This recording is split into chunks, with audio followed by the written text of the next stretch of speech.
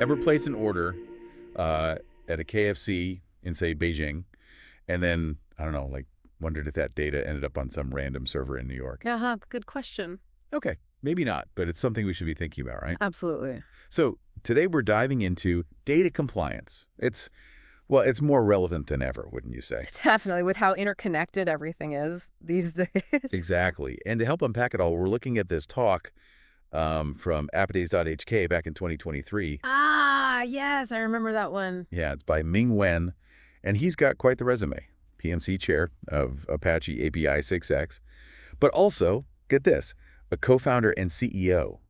So he's not just talking the talk, he's actually dealing with data compliance, out there in the real world. Leading a company, too, they power some big names like McDonald's, even Tencent and Zoom are in the mix, I think. Seriously. Okay, so for anyone new to this whole thing, data compliance, what's the big deal? It all boils down to, well, have you heard of data residency? It's like different countries, different rules, totally different digital borders to navigate. Like trying to follow a map where each country's got its own language or something. It's a great way to put it, and the implications go way beyond just your typical tech companies. Right. We're talking healthcare, finance, heck, even how those apps on your phone act up can depend on where you are in the world, right? Exactly. Think about that. My health record system they had in Australia, big deal.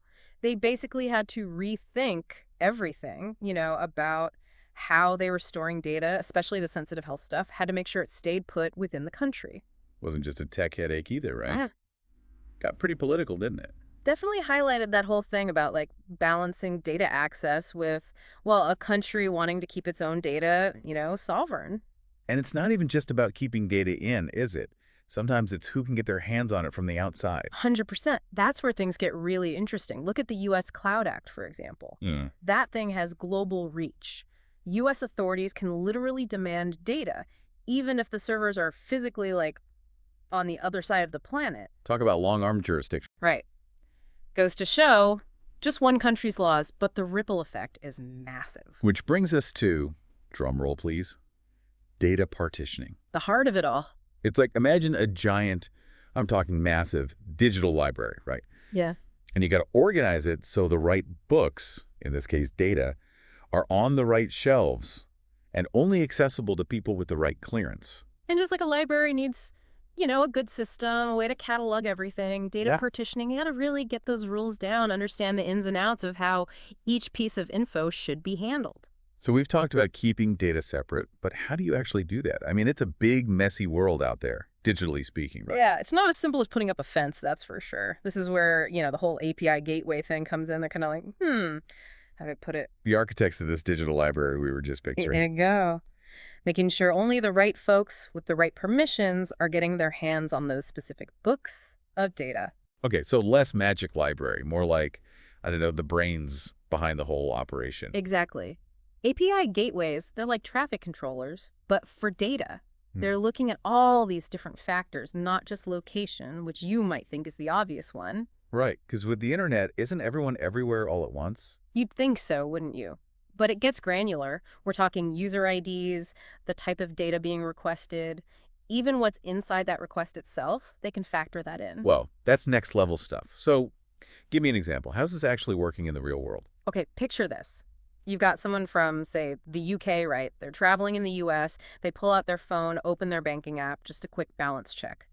Now, depending on how it's all set up, that request could be routed to a data center in the UK, maybe one here in the US, or even, believe it or not, a third location entirely. And the API gateway is making that call. In real time, yeah. Analyzing all those factors we talked about in milliseconds. So it's not just where you are, it's who you are, what you're trying to do, the whole 9 yards. It's all part of the equation. And just like, I don't know, planning a trip, there are different ways to approach data routing, right? Each with its own pros and cons. Okay, so walk me through those. What are the options here? So one approach is doing it all on the client side. That's your phone, your app. It's like having, I don't know, a super detailed map on your phone that knows every back road, every shortcut based on real-time traffic. That sounds pretty efficient. What's the catch? Well, for it to work, the app needs to know everything. Like, I'm talking every single data center, where it is, what the specific rules are. It can get really complicated, especially for bigger companies. So too much info for one little app to handle. It can be a recipe for disaster, yeah. Yeah. That's where server-side routing comes in. Instead of your phone making all the calls, it's more like a central traffic control tower.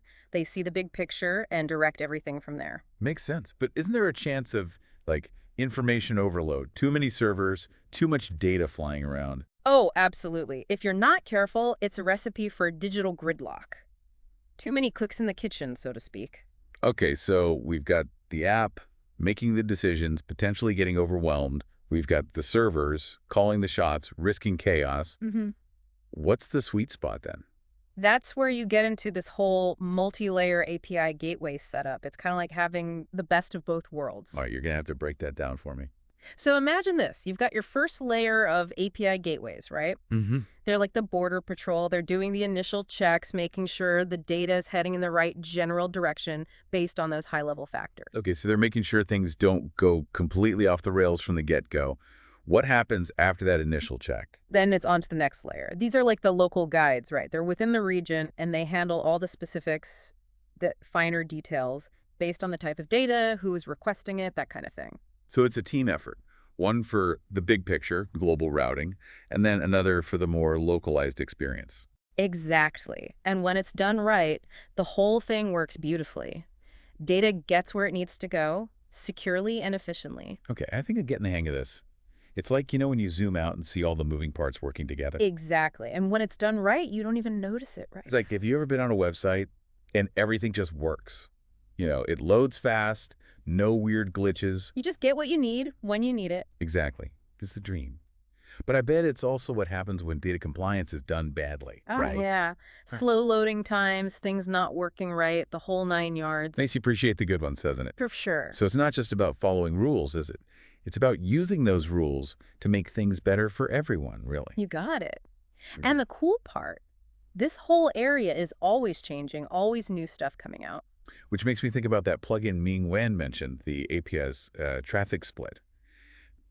Gives developers like fine-grained control, right? Yeah. It's a good example of how the right tools can really make a difference. Data compliance, it's not just a chore, it's a chance to be creative.